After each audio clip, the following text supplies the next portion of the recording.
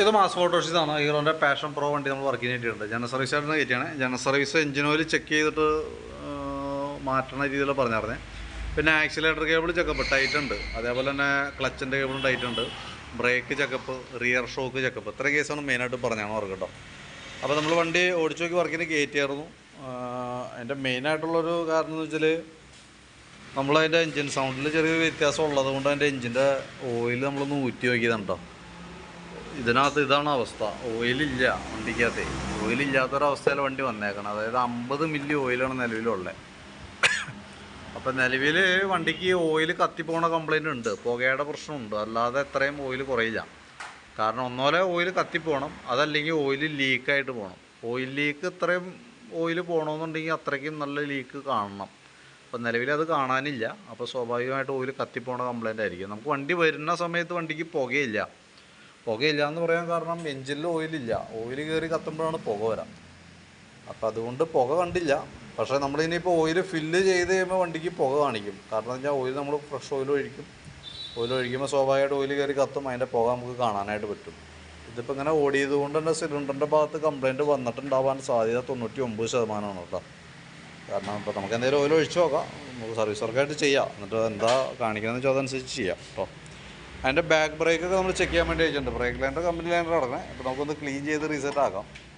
പിന്നെ ബാക്ക് ടയറൊക്കെ അത്യാവശ്യം കുറച്ചുകൂടി ഉപയോഗിക്കാനുണ്ട്. വീൽ ബെയറിങ്ങിൻ്റെ ഭാഗം ചെക്ക് ചെയ്ത് വേറെ കംപ്ലയിൻ്റ് ഒന്നുമില്ല. ചെയിൻ ചെറിയ ലൂസ് ഉണ്ട്, അത് നമുക്കൊന്ന് ടൈറ്റ് ചെയ്തിടാം. എയർ ഫിൽറ്ററിൻ്റെ ഭാഗം നമ്മൾ ക്ലീൻ ചെയ്യാൻ വേണ്ടി വെച്ചാണ്. ജസ്റ്റ് ഒന്ന് ക്ലീൻ ചെയ്തിട്ട് റീസെറ്റ് ചെയ്താൽ മതി. പിന്നെ ഈ പറഞ്ഞ പോലെ എഞ്ചിൻ ഓയിലില്ല. കാർബറേറ്ററൊക്കെ ഇരിക്കുന്നത് പുതിയ കാർബറേറ്ററാണ്. ആക്സിലേറ്റർ കേബിൾ ടൈറ്റ് ഉണ്ട്. അപ്പോൾ നമുക്ക് കേബിൾ മാത്രം ഒന്ന് മാറ്റാം. ആക്സിലേറ്ററിൻ്റെ കേബിൾ കംപ്ലയിൻ്റ് ആണ്, ക്ലച്ചിൻ്റെ കേബിൾ കംപ്ലയിൻ്റ് ആണ്. അപ്പോൾ അത് രണ്ടും നമുക്കൊന്ന് ചേഞ്ച് ചെയ്ത് തരണം. പിന്നെ നമുക്ക് അതിൻ്റെ ഫ്രണ്ട് വീലും കൂടി അഴിച്ചിട്ട് ബ്രേക്ക് ക്യാമൊക്കെ ഒന്ന് അഴിച്ച് ഗ്രീസ് ചെയ്യണം. ഞാൻ ഇപ്പോൾ ബാക്ക് വീൽ അഴിച്ചേക്കണതുകൊണ്ടാണ്. അത് കംപ്ലീറ്റ് ആയതിന് ശേഷം ഫ്രണ്ട് കൂടി അഴിച്ചിട്ട് ബ്രേക്ക് ക്യാമൊക്കെ ഒന്ന് ക്ലീൻ ചെയ്ത് റീസെറ്റ് ചെയ്യും. അതുപോലെ ഫ്രണ്ട് ടയറൊക്കെ അത്യാവശ്യം ഉപയോഗിക്കാനുണ്ട്. വീൽ ബെയറിങ് ചെക്ക് ചെയ്ത് കംപ്ലയിൻ്റ് ഇല്ല. ഫ്രണ്ട് ഫോർക്കിൻ്റെ ഭാഗത്തും വേറെ കംപ്ലയിൻ്റ് ആയിട്ടൊന്നുമില്ല കേട്ടോ. പിന്നെ സ്പാർക്ക് പ്ലഗ് ഒന്ന് അഴിച്ച് ക്ലീൻ ചെയ്യാൻ വേണ്ടി അഴിച്ചാണ്. അപ്പോൾ ഓയിൽ മൈനോട്ടായിട്ട് കയറി കത്തണം. അതുകൊണ്ട് തന്നെ പ്ലഗ് നമുക്ക് മാറ്റിയിടാം. കാരണം എന്ന് വെച്ചാൽ സ്റ്റാർട്ടിങ് കംപ്ലയിൻറ്റ് കാണിക്കാൻ സാധ്യതയുണ്ട്. അപ്പോൾ അത് പ്ലഗ് ഒന്ന് ചേഞ്ച് ചെയ്ത് ഇടണം കേട്ടോ. പിന്നെ ആക്സിലേറ്റർ കേബിൾ ക്ലച്ച് കേബിൾ മാറ്റിയിടുന്നുണ്ട്. ബാറ്ററി നമുക്ക് ഇതിന് ഇരിക്കുന്നത് എക്സൈൻ്റെ ബാറ്ററിയാണ്. അതിന് വോൾട്ടൊക്കെ നോക്കുമ്പോൾ മാക്സിമം വോൾട്ടൊക്കെ കിട്ടുന്നുണ്ട്. 13 വോൾട്ട് കിട്ടുന്നുണ്ട്. ലോഡ് കൊടുക്കുമ്പോഴേലും 9.15. ഇപ്പോൾ നിലവിൽ ബാറ്ററിയുടെ ഭാഗത്ത് വേറെ കംപ്ലയിൻ്റ് ഒന്നുമില്ല. പിന്നെ ബാക്ക് ഷോക്ക് ചെക്കപ്പ് പറഞ്ഞിട്ടുണ്ട്. പ്രത്യക്ഷത്തിൽ നമ്മൾ ആക്ഷൻ ആക്കി നോക്കുമ്പോൾ അങ്ങനെ വലിയ കംപ്ലയിൻ്റ് എന്ന് പറയാനായിട്ടൊന്നുമില്ല. ആക്ഷനൊക്കെ ഉണ്ട്, നോർമൽ സാധാരണ രീതിയിൽ തന്നെയുള്ള ആക്ഷനാണ് കാണുന്നത് കേട്ടോ. തൽക്കാലം വേറെ പ്രോബ്ലം ഒന്നുമില്ല. ഞാനിപ്പോൾ അതിൻ്റെ ഒരു ഏകദേശം ഒരു എസ്റ്റിമേറ്റ് ആക്കിയിട്ട് ഡീറ്റെയിൽസ് വാട്സാപ്പിലേക്ക് ഇട്ടേക്കാം. അതിനകത്ത് ഈ എഞ്ചിൻ ഓയിലിൻ്റെ കേസ് ഒന്ന് ശ്രദ്ധിക്കുക. കാരണം ഓയിൽ ലെവൽ കുറവുള്ളത് കൊണ്ട് തന്നെ നമ്മൾ ഒരു മാസം അല്ലെങ്കിൽ 1000 കിലോമീറ്ററൊക്കെ ഓടി കഴിയുമ്പോൾ നമ്മൾ നിർബന്ധമായിട്ടും ഓയിൽ ചെക്ക് ചെയ്യണം. ലെവൽ ചെക്ക് ചെയ്തിട്ട് ലെവൽ കുറഞ്ഞു പോയിട്ട് നമുക്കത് അത്രയും പെട്ടെന്ന് പ്രോബ്ലം പരിഹരിക്കണം. അതല്ലെങ്കിൽ എന്താ പറഞ്ഞതെന്ന് വെച്ചാൽ മൊത്തം എഞ്ചിൻ ഓയിലില്ലാണ്ട് ഓടി പെസ്റ്റം കയറി പിടിക്കും. അപ്പോൾ അതൊന്ന് ശ്രദ്ധിച്ചേക്കാം.